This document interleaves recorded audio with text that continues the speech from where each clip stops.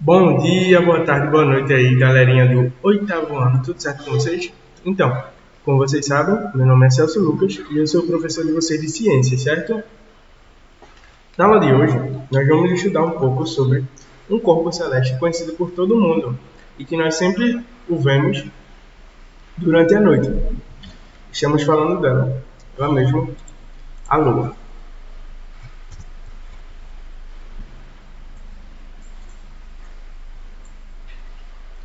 Na aula de hoje, nós vamos terminar de estudar o capítulo 4, certo? E prestem atenção no Classrap para as atividades que eu mando, certo? Eu não mando durante a aula, e sim pelo aplicativo. Escrevo lá o que você tem que fazer para poder detalhar mais as atividades. Nossa avaliação será dos conteúdos do capítulo 1 e 2. Então vocês podem estudar o capítulo 1 e 2 e na próxima semana eu vou estar fazendo uma revisão dos conteúdos já trabalhados até aqui, certo? Primeiro, eu gostaria de falar que esse ano fazem, em média, 30 anos da viagem do homem até a Lua, certo? O homem viajou à Lua.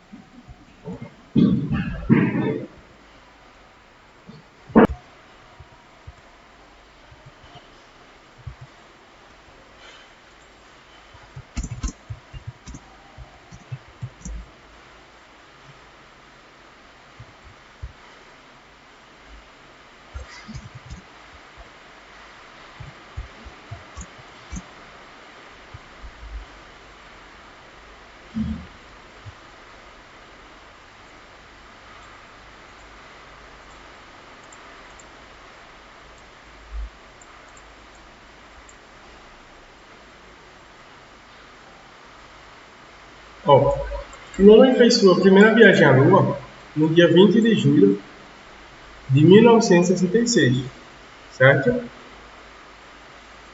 E a primeira pessoa a chegar lá na Lua, nós vamos conhecer ela hoje.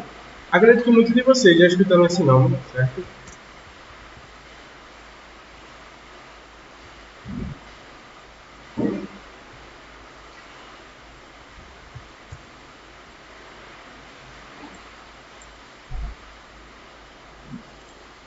Neil Armstrong foi a primeira pessoa a pisar na Lua, certo? Ele viajou aqui com mais dois companheiros. Essa viagem até a Lua foi até mesmo televisionada, certo? Foi um grande evento mundial.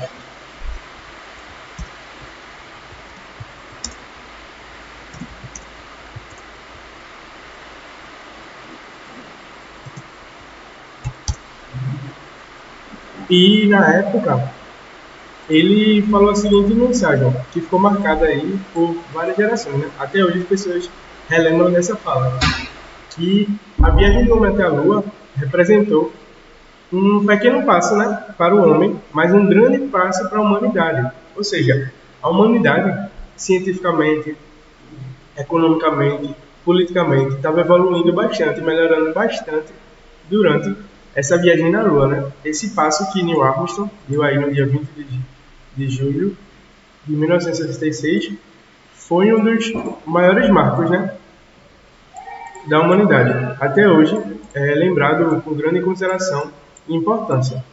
Também se deu a partir da existência na época da Guerra Fria. Sim, acredito que vocês já estudaram um pouco, ou vão estudar ainda a história, o que é a Guerra Fria. Mas Guerra Fria tem esse nome porque não foi uma guerra armamentista, e sim uma guerra científica, econômica e política, certo? E uma das batalhas, traçadas tanto pelos Estados Unidos quanto pela, na época, União Rússia Socialista Soviética, era justamente quem iria chegar primeiro à Lua. A Rússia, atualmente, né, a Rússia atual, que na época era a União Socialista, ela foi a primeira a colocar um satélite em órbita. E a, os Estados Unidos foi o primeiro a lançar um foguete e dar o primeiro passo do homem na Lua, certo? E eles fizeram isso através de um foguete, certo? Chamado de Apollo 11.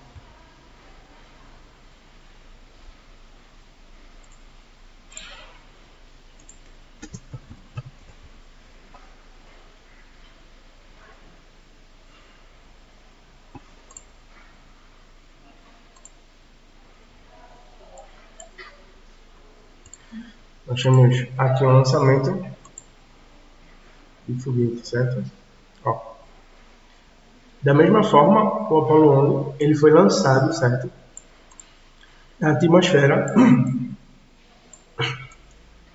para percorrer grandes distâncias e fazer com que a humanidade chegasse à Lua, certo? Agora eu vou falar para vocês algumas características que a Lua possui.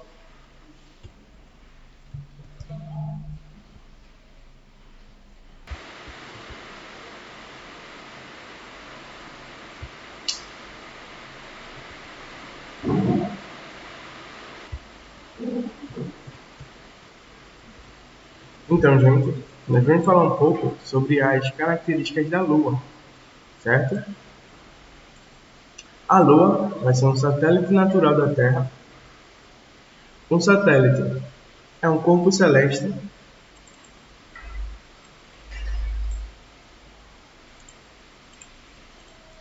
que gravita em torno de outro, denominado principal. Então, nós vamos ter o corpo celeste principal e o corpo celeste secundário. O secundário vai ser o satélite e o principal vai ser o planeta em que aquele satélite tem sua órbita, certo? A Lua vai ter 1/3 do peso da Terra.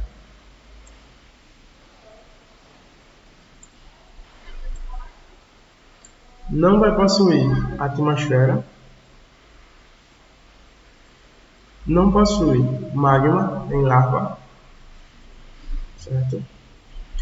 A sua temperatura da Lua é em torno de 100 graus a 150 graus, porque ela vai ser mais quente do que a Terra.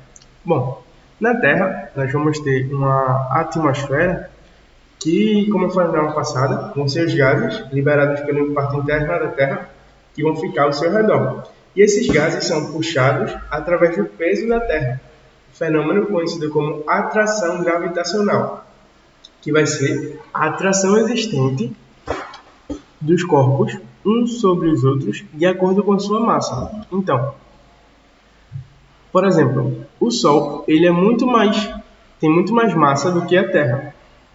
Logo, ele vai conseguir fazer uma atração gravitacional sobre a Terra e sobre todos os outros planetas que o circulam. Por isso que os planetas sempre estão ao redor do Sol, porque o Sol tem uma massa muito grande e vai fazer com que ele aplique força, certo? Para puxar os planetas e deixar eles nos mesmos locais, certo?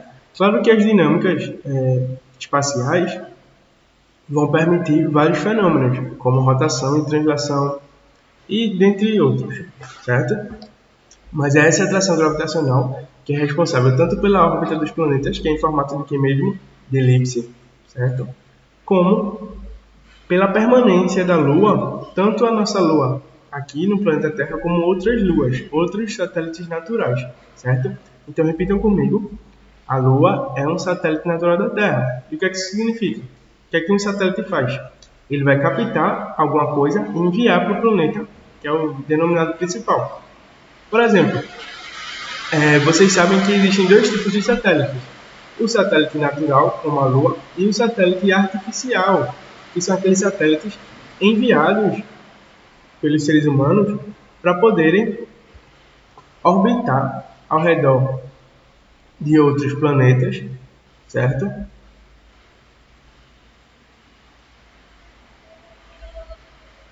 Ou do planeta Terra, aqui em questão, que vai ficar lá girando e conseguindo sinais, captando e enviando sinais, por exemplo, de GPS, de internet, certo? Dentre vários outros tipos de sinais que são emitidos e captados pelos satélites artificiais, certo? E a temperatura da Lua fica em torno de 100 graus Celsius a 150 graus Celsius, porque nossa atmosfera terrestre ela consegue captar parte do calor que o Sol emana, certo? Mas isso não acontece com a Lua. Se a Lua não tem atmosfera, ela não vai ter como captar nada, certo? Desse Sol, não vai ter como enviar esses raios solares de volta para o espaço. Ou seja, todo raio solar que entra na superfície do Sol, ele fica na sua superfície, fazendo com que a Lua seja muito mais quente. Já os raios solares que incidem sobre a Terra, uma parte deles é refletida pelos gases ultravioletas, pelos raios ultravioletas, pela camada de ozônio, certo? A camada de ozônio vai ser responsável por refletir boa parte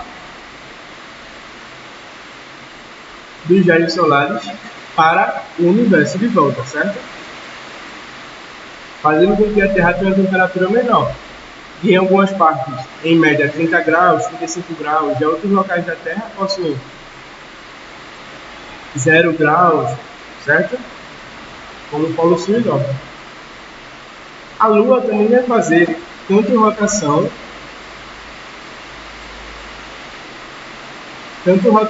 como translação, certo?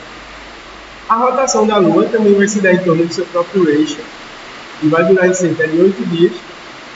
Já a translação da Lua fica em torno de 27 dias, certo? Só que percebam bem a diferença entre a translação da Lua e a translação da Terra. A translação da Terra é em torno do Sol, certo? Já a translação da Lua é em torno da Terra. Repetindo, a translação da Terra é em torno do Sol e a translação da Lua é em torno da Terra, certo? E também a Lua vai ser um astro iluminado pelo Sol. Por quê? Esses raios que vão chegar na Lua vão refletir totalmente na Terra, certo? Assim como um espelho. Pegou o raio e refletiu na Terra. Isso vai dar muita dinâmica para nossas noites, certo? Porque se não fosse a Lua, a partir das 6 horas, nós estaríamos na escuridão total.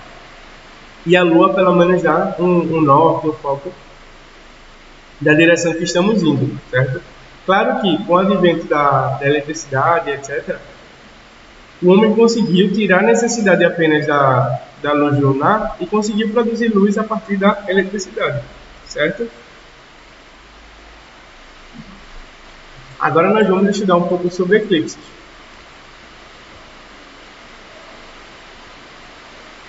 O eclipse, ele já vai ter um nome, o seu significado já vai ser desaparecimento, certo?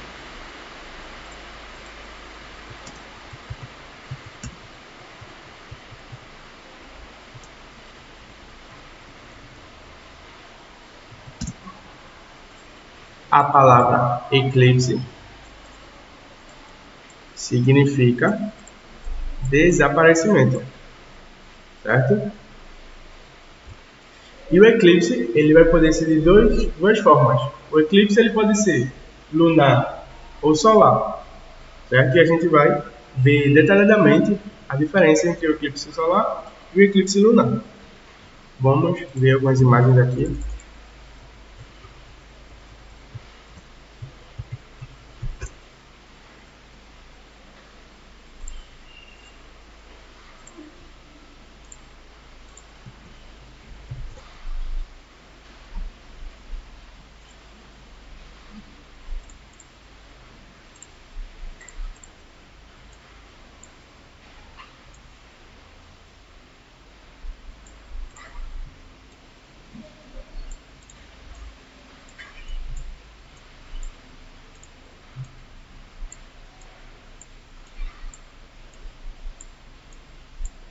Olha aqui, ó.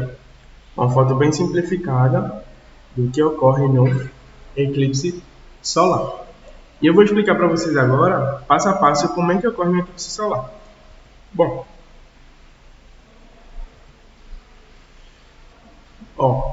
percebam que, deixa eu botar aqui, deixa eu organizar aqui as imagens.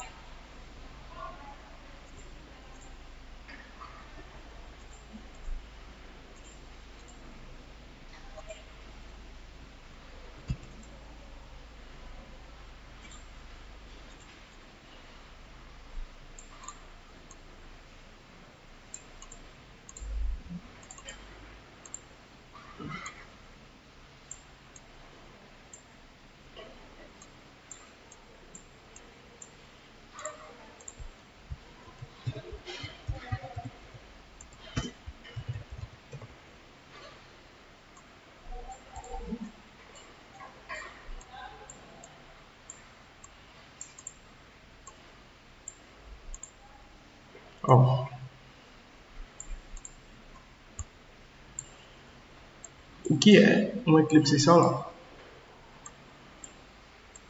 Como vocês estão vendo aqui, o eclipse solar ele vai se dar de 3 formas.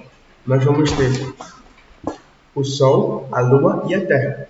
Reparem bem nisso. A sequência do eclipse solar se dá entre o Sol, a Lua e a Terra. Certo? Repetindo, eclipse solar se dá entre o Sol, a Lua e a Terra. Certo? Por quê?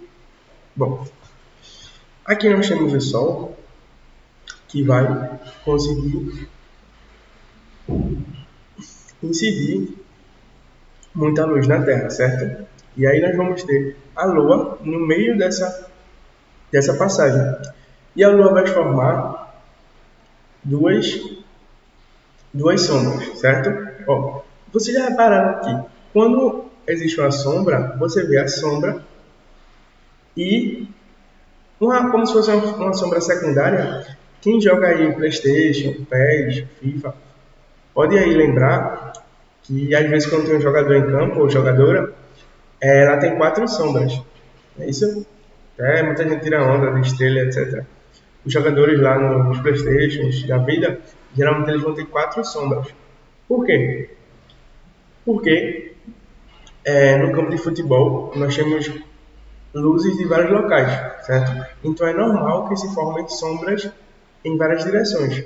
Assim mesmo com os objetos. Quando eu tenho uma luz incidindo sobre o local, a falta da luz vai gerar sombra, certo? Só que a sombra ela tem 2 partes. Ela vai ser a sombra, que é a parte que a gente chama de umbra, e a parte que a gente chama de penumbra.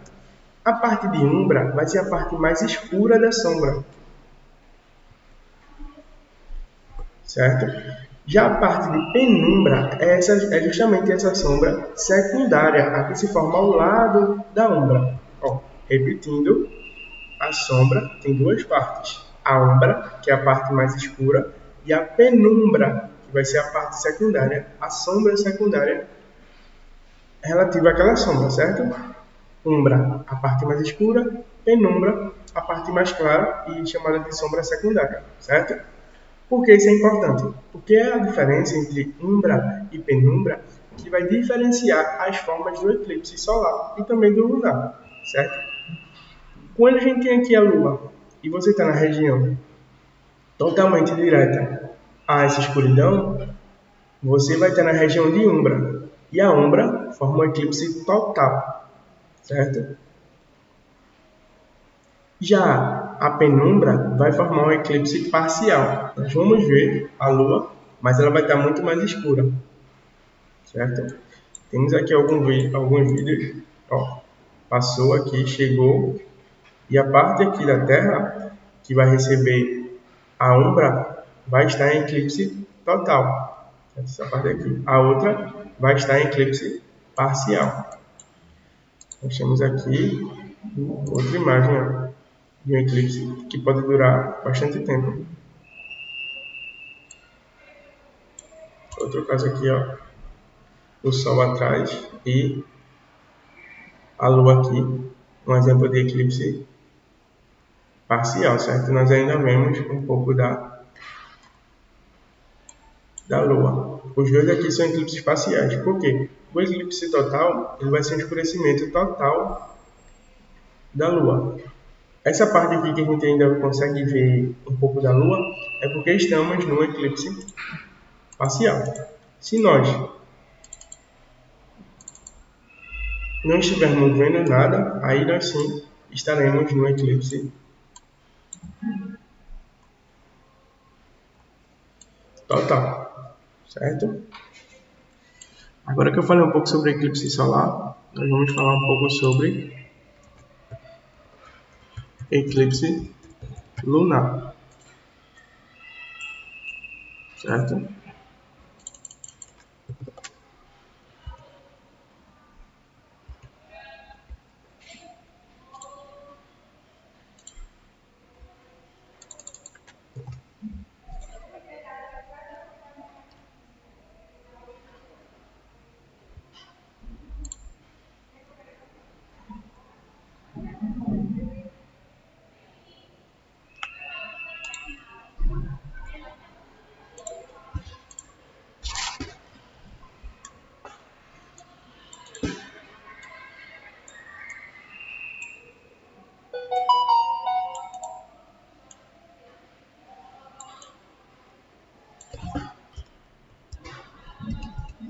Ó, nós vamos ter no eclipse solar a sequência entre Sol, Lua, Terra. Já no eclipse lunar, a sequência vai ser Sol, Terra, Lua, certo? Por quê? O eclipse lunar é quando a Lua entra na sombra da Terra. E já o eclipse solar, quando a Terra entra na sombra da Lua. Eclipse solar, a Terra entrando na sombra da Lua. E eclipse lunar, quando a Lua entra na sombra da Terra, certo? Nós vemos aqui, ó, Sol, Terra e Lua. Também vai ter a relação entre umbra, a sombra mais escura, e penumbra, uma sombra mais clara e secundária, certo? Temos aqui, ó, Terra, umbra e penumbra. O eclipse ele pode ser de três formas: total, penumbral ou parcial. Ele vai ser total quando ele estiver na umbra, certo? Se ele estiver no meio, entre a umbra e a penumbra, nós vamos ter um eclipse lunar parcial. Já se ele só está aqui na penumbra, eclipse penumbral. Repetindo, três tipos de eclipse lunar: total, parcial, penumbral. Total quando ele está na umbra, parcial quando ele está entre a umbra e a penumbra, e penumbral quando ele está na penumbra, certo? E por último, nós vamos estudar um pouco sobre as fases da Lua.